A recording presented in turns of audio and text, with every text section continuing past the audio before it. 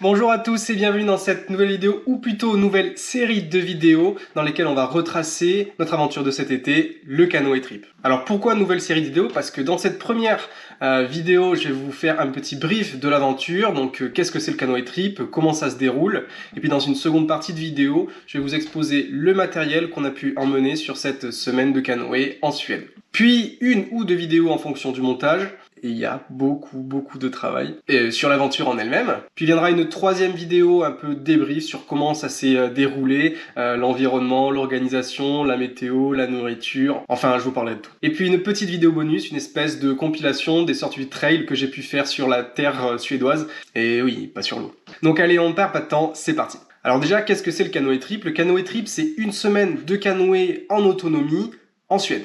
La Suède, c'est où? La Suède, c'est là. On zoome encore un petit peu, puis enfin, voilà le lac sur lequel vous allez pouvoir pagayer. Donc cette aventure, elle a deux points de départ en fonction de là où vous serez positionné. Donc le premier est à Imeln et le second est à Allen. Comment aller là-bas? Eh bien, plusieurs propositions. Déjà, vous pouvez y aller par vos propres moyens, donc en gros en voiture. Puis sinon, une navette vous est proposée depuis l'aéroport de Copenhague. Donc là, un bus vous attendra et vous aurez ensuite 2 heures de trajet pour arriver à Imeln. C'est une solution qui a été proposée en 2023. Donc tous les tarifs dont je vais parler, c'est les tarifs que nous, on a eu en 2023. Et donc cette navette, elle était à 89 €. Et enfin, une troisième solution, c'est un bus au départ de Paris et qui fait un arrêt à Namur, et c'est une option à 135 €. Bon, par contre, faut être patient. Et cette semaine de canoë, eh bien, vous pouvez la vivre à deux. Déjà, vous êtes deux sur le canoë à pagayer, mais vous pouvez aussi partir, par exemple, à 4. On a vu des groupes, et donc là, les canoës, vous suivez. Donc, une fois que vous êtes arrivé, là-bas un samedi. Le samedi, une fois sur place, on va vous remettre votre équipement. Donc déjà, le canoë, les roues pour le transporter à terre, on y reviendra, les gilets et les pagaies. On va aussi vous remettre un gros baril étanche dans lequel vous pourrez mettre un peu ce que vous voulez. Nous, on a choisi de mettre dedans tout ce qui était sac de couchage, tente, matelas, coussins, etc. On vous remettra également une poche étanche par personne de ce format-là. Vous roulez et puis vous serrez. Une gourde estampillée canoë trip par personne, une pelle à caca. Donc les pelles à caca, c'est pas pour prendre le caca et le jeter dans l'eau, c'est pour faire un trou. Vous faites un trou, vous faites vos besoins dedans, et puis vous bouchez. Il y aura aussi un kit de cuisine qui est fourni, donc c'est un gros kit avec le réchaud, le pare-vent, il y a 2 casseroles, un couvert qui peut servir de poêle, on vous fournit l'essence, on vous fournit 2 éponges, une à gratter, une éponge normale et le savon pour nettoyer, puis je crois que c'est tout. Et enfin, on va vous remettre la carte qui va vous permettre de naviguer sur les lacs sans vous perdre. En tout cas, essayez. Ah, et on vous remet aussi un indispensable. Alors c'est une option, vous n'êtes pas obligé de le prendre, mais c'est le food pack, donc un gros kit de nourriture. Pour nous, il était proposé à 119 €. Sinon, vous pouvez aussi faire le choix d'apporter avec vous votre propre nourriture, notamment si vous venez en voiture par exemple. Et puis une fois que vous avez récupéré tout votre matériel, vous pouvez y aller. Donc c'est samedi, le jour même, départ pour l'aventure. Et là, vous avez une complète liberté sur les lacs, sur les 2 gros lacs qui sont l'un à côté de l'autre. Le camping sauvage est autorisé là-bas, donc ça veut dire que dès que vous croisez un bout de terre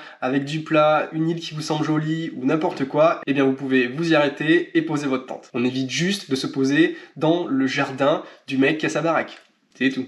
Tout ce qui est distance, parcours, etc., ça c'est vous qui voyez, c'est vous qui décidez. Vous allez voir à peu près à quelle allure vous naviguez, et puis vous pouvez vous faire vos parcours. En fait, vous faites une boucle, donc si vous partez d'Imeln, vous devez revenir à Imeln, et si vous avez envie de pagayer jusqu'à l'autre bout du lac, de faire tous les alentours, et tous les petits coins en pagayant toutes les journées, vous pouvez. Si vous avez envie de pagayer 2 heures par jour, puis ensuite de chiller sur une île avec votre petit bouquin, ou même de passer des journées sans pagayer du tout, vous pouvez aussi, vous faites ce que vous voulez. Alors le camping sauvage est autorisé, mais vous avez aussi la possibilité d'aller sur ce qu'on appelle des shelters. Ce sont des petits camps qui sont positionnés à différents endroits sur les lacs. Et donc là-bas, vous retrouverez généralement 1 ou 2 abris en bois, donc pour vous abriter de la pluie par exemple, mais aussi des espaces assez plats pour pouvoir poser les tentes, des espaces créés pour faire des feux. Il y a aussi souvent des bûches qui sont protégées de l'humidité, cachées quelque part. Vous aurez aussi des toilettes sèches, et puis un petit peu tout ce que vous avez besoin pour un camp.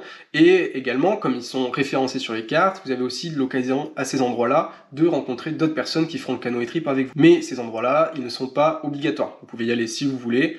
Si vous voulez faire votre aventure tout seul, eh bien vous croiserez personne. Sinon, il y a aussi des activités qui sont proposées dans la semaine, notamment un atelier Bushcraft qui va se caler un après-midi. Pour nous, c'était le mercredi après-midi, donc voilà, apprendre à faire du feu dans la nature, quelques discussions sur un petit peu le matériel de survie, etc. Il y a aussi des activités VTT si vous rentrez un petit peu plus tôt sur le camp avant de rentrer. Mais ça on l'a pas fait, donc ça je peux pas vous dire. La pêche, vous avez le droit de pêcher aussi, vous avez le droit d'amener votre canne à pêche, votre matériel. Alors de mémoire, sur le premier lac vous avez besoin d'une licence qui vous est proposée sur le site, il me semble que c'est 5 € pour la semaine.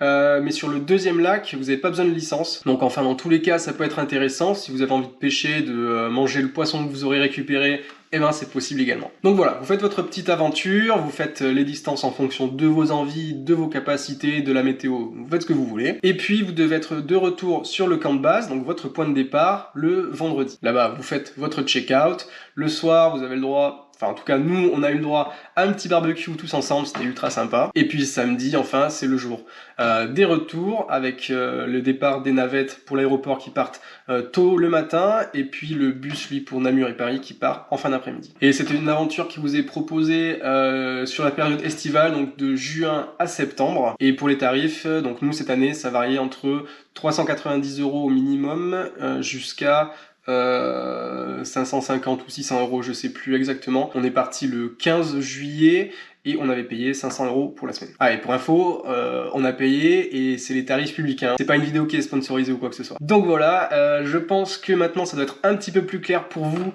qu'est-ce que c'est le canoë trip. On passe maintenant à l'équipement. Qu'est-ce qu'on a amené? Ok, on passe maintenant à la partie équipement matériel que j'ai amené avec moi sur le canoë trip. Là on est le lendemain de notre tour, donc on va se dépêcher de faire ça parce qu'il y a une machine à faire. Donc je suis parti avec un gros sac de rando et un petit sac que j'avais à main dans la cabine de l'avion et qui m'a permis d'amener quelques bricoles en plus. Mais on va commencer par ça d'ailleurs. Donc j'ai pu mettre là-dedans ma sacoche avec mes papiers à l'intérieur, protégés par des ziplocs. Prenez des ziplocs, c'est très pratique. Ça vous protège de l'eau et de l'eau sur un lac, il y en a partout. Ensuite dedans on va retrouver la poche étanche qu'ils nous ont offert pendant le trip. C'est estampillé canoë trip, elle est bien étanche. Et à l'intérieur j'avais pris un bouquin, posé mes batteries externes et mes batteries de GoPro. J'avais pris comme chaussures mes chaussures de trail, les Salomon Pulsar Trail Pro. Pourquoi celles-là? Parce qu'elles sont légères, il faut quand même des chaussures à crampons pour marcher, etc. Il y a de la terre, c'est pratique. Et puis comme j'avais prévu d'aller courir, et bien celle-là, elle me permettait de tout faire. J'avais une casquette, vous passez une semaine en extérieur, s'il y a du soleil, c'est bien utile. Je suis parti en pantalon, un pantalon de rando. Même si vous partez en été, il est bien utile. Parce qu'il y aura des températures qui seront quand même assez fraîches matin et en soirée. On n'est jamais descendu en dessous de 15 degrés il me semble.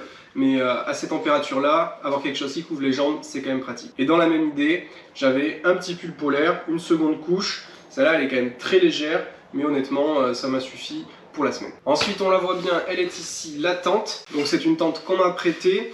C'est la VOD Taurus Ultralight 2 places. Une tente autoportante. Voilà, qui a bien fait l'affaire pendant cette semaine de canoë. On passe au sac. Sur le côté ici, on va retrouver une paire de claquettes. Pour le soir, en fin de journée, quand on est mouillé, ça fait plaisir. On va également retrouver mon briquet, donc indispensable pour faire à manger.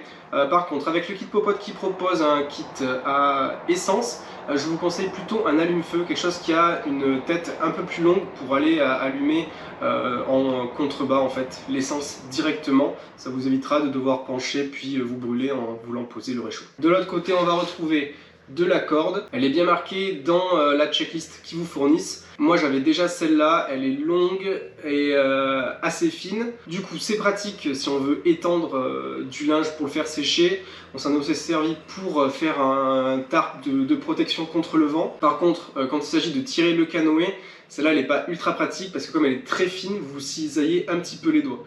Donc tirer le canoë avec, c'est pas indispensable. En tout cas, moi j'ai trouvé que c'était pas indispensable, mais voilà, ce format-là, c'est pas pratique pour tout. Ensuite, on retrouve mes chaussures d'eau. Ça aussi, il faut pas partir sans, parce que vous serez souvent amené à avoir les pieds dans l'eau, que ce soit pour embarquer ou débarquer du canoë, ou également pour les traverser à terre, pour vous laver dans le lac. Donc des chaussures d'eau, ça c'est les modèles Decathlon, et ça a très bien fait le taf pendant la semaine. Et enfin, on retrouve ma brosse à dents, qui est un petit peu en vrac là-dedans. Donc ça allait avec le dentifrice, mais qui était dans le sac de marée. Ce que vous voyez au-dessus, c'est un sac de transport. En fait, c'est un sac de protection pour le sac à dos.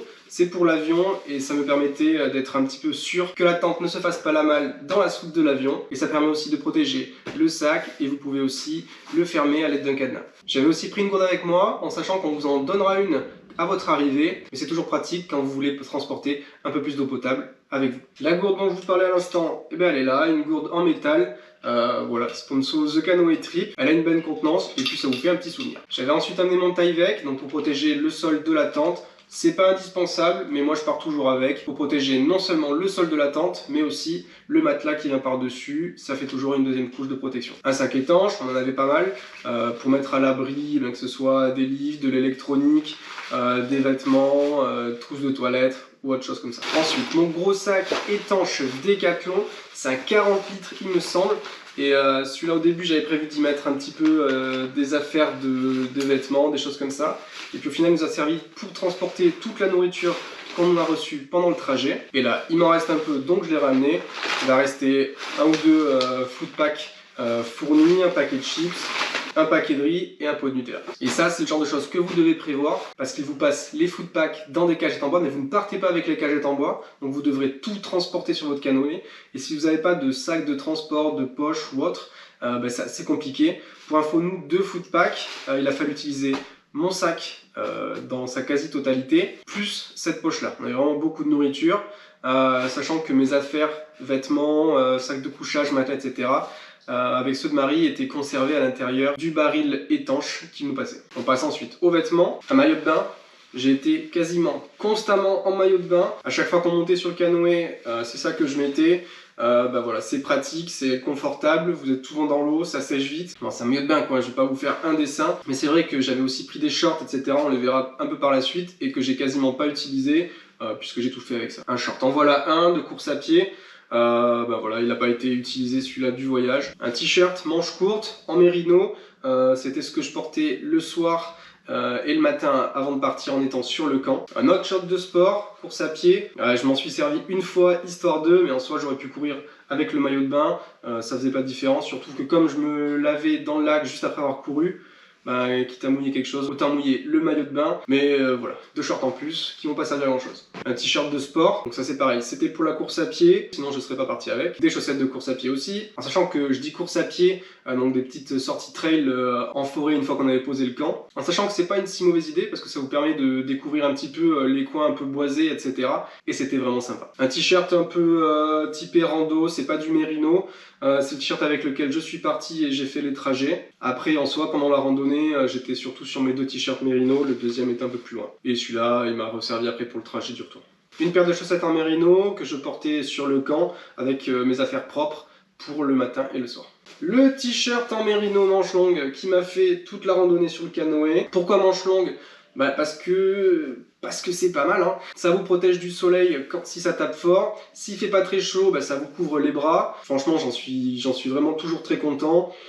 Je l'ai porté pendant toute une semaine de canoë et on n'a pas pagayé, il n'y a aucune odeur, quasiment aucune odeur. Donc voilà, honnêtement, le manche longue, sachant que c'est un grammage très léger, donc vous n'avez pas chaud avec, c'est pas fait pour, c'est fait pour l'été, mais c'est quand même trop bien. Moi je suis très content avec ça. Une autre paire de chaussettes de sport, elles sont neuves. Un caleçon en mérino, donc ça c'était ce que je portais le soir sur le camp. Des chaussettes qui m'ont servi pour la course à pied. Mon pantalon de pluie, donc c'est un pantalon de pluie de chez Salomon. Ça aussi c'est indispensable. Vous allez certainement vous prendre de la pluie pendant le séjour. C'est pas des journées entières de pluie, mais il y a souvent des averses, le temps est très changeant. Donc pensez-y, pour protéger de la pluie, mais aussi du vent. Quand vous avez du vent, que les matinées sont fraîches, etc. Ça s'enfile facilement au-dessus du maillot de bain et ça vous protège, ça vous tient un petit peu plus chaud. Et voilà, ensuite on va retrouver 2 t-shirts et 2 caleçons qui m'ont servi pour le week-end qu'on a passé à Copenhague ensuite. Mais donc sans grand intérêt. On est ensuite parti avec mon poncho et il a servi à plein de choses hors en poncho. On s'en est servi pour s'asseoir dessus quand le sol était un petit peu humide. On s'en est servi en tarte pour se protéger du vent un soir où ça soufflait fort et on était très exposé. Mais en soi, pour la pluie, j'avais ma veste étanche et ça a suffi. En parlant de ma veste, elle est là. Donc comme d'hab, la Mizuno 20K. Ça fait un moment que je l'utilise. Elle est toujours aussi bien, elle est légère. 20 000 Schmerber d'imperméabilité, 20 000 en respirabilité. Très bien. On était ensuite parti avec le filtre à eau, c'est le Sawyer Mini. On s'en est pas servi. Pourquoi? Parce qu'on est passé assez régulièrement sur des shelters. Sur des shelters, vous trouvez de l'eau potable. L'eau du lac ensuite, elle est normalement potable. Là, elle était assez chaude. Donc, qui dit eau du lac chaude dit risque de prolifération de bactéries. Mais si vous voulez pas la boire comme ça, vous pouvez toujours la prendre et la faire bouillir. Et là, il n'y a pas de souci. Donc au final, ça, on s'en est pas servi. On a réussi à se débrouiller sans. Est-ce qu'on aurait pu s'en servir? Oui. Est-ce qu'on aurait pu prendre des pastilles type micro-pur? Oui, on aurait pu s'en servir et les mettre directement dans l'eau qu'on trouvait. Mais en soi, la faire bouillir, c'était pas très compliqué. Toujours en parlant d'eau, on avait pris une grosse poche à eau, 3 litres, pour stocker de l'eau. En sachant que vous avez déjà un bidon de 5 litres qui vous est fourni, plus les gouttes que vous prenez. Mais bon, c'était quand même toujours pratique. Pour les soirs où vous avez besoin de pas mal d'eau à faire bouillir. Nous on se servait du bidon pour mettre de l'eau potable directement, qu'on buvait dans les gourdes, etc. Et là-dedans l'eau du lac qu'on se servait pour faire bouillir et pour manger ensuite, ou pour faire des thés, des choses comme ça. Ensuite le kit popote. Alors je suis parti avec ma Tox 1100. C'est pas indispensable. C'est pas indispensable, pourquoi? Parce que dans le kit popote qu'on vous fournit, popote et réchaud, vous aurez 2 casseroles plus une poêle. Et donc en sachant que vous partez à 2, vous en avez assez en fait de ce qui est fourni pour manger dedans. Je crois que je m'en suis servi 2 fois, une fois pour un petit déjeuner pour faire un muesli, et l'autre fois pour mettre les pâtes au pesto qu'on a mangé. Mais en soi, j'aurais très bien pu faire tout ça dans une casserole et éviter de me trimballer la grosse popote. On a à l'intérieur ma petite cuitochette de chez Decathlon. Ça fait longtemps que je l'utilise, j'en suis toujours très content. Elle est légère, en plastique, une cuitochette quoi. On a ensuite une barre de céréales qui est en train de traîner. Ouais, c'est un peu le bordel le sac à dos. Une serviette. Donc ça paraît, vous êtes souvent amené à être mouillé, que ce soit par l'appui si vous prenez une averse et que vous voulez vous sécher par la suite, ou tout simplement une fois que vous êtes lavé. Donc là c'est une modèle Decathlon. Elle est très grande, mais comme je suis parti avec le gros sac et que le sac vous ne portez pas sur le dos puisqu'il est dans le canoë, c'est pas trop gênant d'apporter un petit peu plus de poids pour avoir un peu plus de confort. Ma tasse, pareil, j'aurais pu prendre plus léger. Mais bon, je me suis fait un peu plus plaisir en amenant ma vieille tasse de la poignée. Une autre barre de céréales, mon couteau. Donc là, pareil, là niveau format, etc. On peut faire plus minimaliste. Mais bon, j'étais content d'amener ce couteau que j'ai pas l'occasion d'amener en randonnée parce qu'il est beaucoup trop gros et beaucoup trop lourd. Mais là, j'étais bien content de l'avoir. Il a bien servi à couper le saucisson. Et à part ça, pas grand chose. Une troisième barre de céréales. Mon kit de premiers soins avec des pansements, quelques médicaments, un petit peu d'eau oxygénée, de quoi faire des bandages et de compresses. Et on arrive enfin au kit nuit avec mon liner, le Cyc Liner Comfort Stretch Panel de chez Sea to Summit. Mon matelas, donc le TOR Neo Air X Lite, le Women, qui est un peu plus petit mais un peu plus isolant. Un coussin, le Aerospilo Ultra Light de chez Sea to Summit, qui fait très bien le taf et qui prend vraiment pas de place, et il est très léger aussi. Et enfin mon gros sac de couchage, enfin c'est pas un sac de couchage, c'est un quilt de chez Enlighten Equipment. C'est du duvet-doigt, c'est très léger, ça se comprime facilement. Celui-là c'est un confort -12, donc je peux vous dire que si c'était pas un quilt je serais mort de chaud avec, mais comme c'est un quilt on peut s'en servir en couette, dormir avec ou sans. De toute façon j'en ai qu'un donc je pars avec celui-là et j'en suis toujours très heureux. Et on vient de terminer pour ce qui est de mon sac à dos. En sachant qu'on avait aussi pris des Tirtic, c'était en sac de Marie et on s'en est servi une fois, je me suis fait piquer et on n'a pas été les seuls. Donc voilà, ça n'oubliez pas. On était parti aussi avec des poubelles, des sacs poubelles. Ils vous en fournissent 3. Bon voilà, à vous de voir si ça vous suffit ou pas. C'est des gros sacs poubelles qu'ils nous ont fournis. Prenez-en quand même au cas où. Qui traîne au fond du sac, mon tour de cou, qui m'a bien servi pour la nuit. Non pas parce que j'avais froid, mais plutôt comme bandeau pour les yeux. Parce que voilà, vous êtes en Suède en été. Nous on est parti début juillet. Et les journées sont quand même très longues, le soleil se lève très tôt le matin, vers 4h, 4h30 environ. Donc si vous voulez pas être réveillé aux aurores, prenez un cache-œil ou un tour de cou, quelque chose comme ça. Dans les choses que je n'ai plus ici, on avait pris du papier toilette. Si vous dormez que dans des shelters, vous avez des toilettes sèches, normalement du papier toilette. Je dis bien normalement parce qu'il y avait une fois où il n'y en avait pas, donc surtout n'en oubliez pas. Puis surtout que si vous ne dormez pas dans des shelters et que vous faites du bivouac sauvage, et si vous n'avez pas de PQ, vous allez devoir trouver des feuilles. Conseil également de prendre des mitaines type gants de sport, des choses comme ça en fait, pour pagayer sans avoir des ampoules sur les doigts. Marie en a pris, j'en ai pas pris, honnêtement j'en ai pas trouvé trop d'utilité. Après c'est à vous de voir. Si vous en prenez pas et que vous avez des ampoules, Ben voilà, après ça c'est à vous de voir. En électronique, on avait aussi pris tout ce qui est câble pour recharger téléphone, batterie, caméra, etc. La trousse de toilette que Marie avait dans son sac, on avait du savon pour se laver, de la crème solaire, on avait également pris un anti-moustique et 2-3 crèmes. 50 peut-être. Il faut aussi penser à ramener un ouvre-boîte. Il était censé être dans mon sac, je ne sais pas où est-ce qu'il est, donc il va falloir que je remette la main dessus. Mais voilà, pour ouvrir tout ce qui va être conserve, vous sera fourni dans le food pack le soir. Certains ont les ouvertures faciles, d'autres il vous faudra un ouvre-boîte. N'oubliez pas, sinon ce sera embêtant pour manger. Les lunettes de soleil, les oubliez pas, je les ai déjà rangées les miennes, c'est pour ça qu'elles sont pas ici. Et enfin, on avait également pris un petit peu de nourriture, enfin tout ce qui était indispensable, c'est-à-dire un bon saucisson et une bouteille de vin. La bouteille de vin, j'avais refait la même astuce, c'est-à-dire la mettre dans une bouteille en plastique pour éviter de transporter le poids du verre, de la bouteille en verre. J'étais également parti avec quelques thés en plus, même si vous en fournissent un petit peu, enfin vous vous servez, c'est un thé type English breakfast, je sais plus ce que c'est, mais bon, si vous voulez, vous pouvez vous ramener vos propres thés, vos propres cafés également, ils vous fournissent des petits sachets, et quelques barres de céréales en plus, même s'ils en fournissent dans le food pack. Donc voilà pour ce qu'on avait amené, je vais essayer de vous mettre la checklist là, elle va apparaître par ici normalement. Je vous mets également la checklist que eux, ils vous mettent, avec les affaires qu'ils préconisent d'amener. Donc vous verrez qu'il y a des choses qu'on avait apprises, comme la lampe frontale, on s'est dit qu'on n'en aurait pas trop besoin, en sachant qu'on a les téléphones et des batteries, donc au pire on a le flash. Mine de rien, la lampe torche, la lampe frontale, ça vous permet quand même de pouvoir canoë, pagayer de nuit, et ça, je pense que ça aurait pu être sympa. Chaise de camping, hamac, tout ça on n'a pas pris parce que, un, on n'avait pas, deux, il faut les transporter, que ce soit dans l'avion ou après les porter quand vous n'êtes pas sur le canoë. Mais il y en a quand même qui se sont fait un petit peu plaisir, on les voyait sur leur chaise de camping, ils avaient l'air quand même pas trop mal. On avait pris aussi du gros scotch, le gros scotch marron là vous voyez.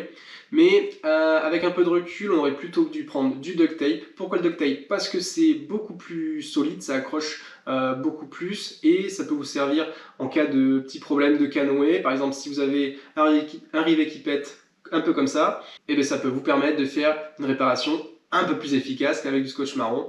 Encore une fois, on touche du bois, nous, ça nous est pas arrivé. Et enfin, comme je vous l'ai dit un petit peu plus tôt dans le briefing, vous avez le droit de pêcher là-bas, donc avec permis ou sans permis sur le lac où c'est autorisé. Donc n'hésitez pas à amener votre matériel de pêche pour vous amuser. Et voilà, c'est fini pour cette vidéo. Je pense qu'elle a dû durer un petit moment entre le brief et la présentation de l'équipement. Maintenant, je vous laisse place à la semaine prochaine pour le début de l'aventure. J'espère que ça vous donnera des idées et que ça vous aidera peut-être à préparer vos affaires si vous comptez partir faire cette aventure en canoë. On se dit du coup à très vite. Ciao!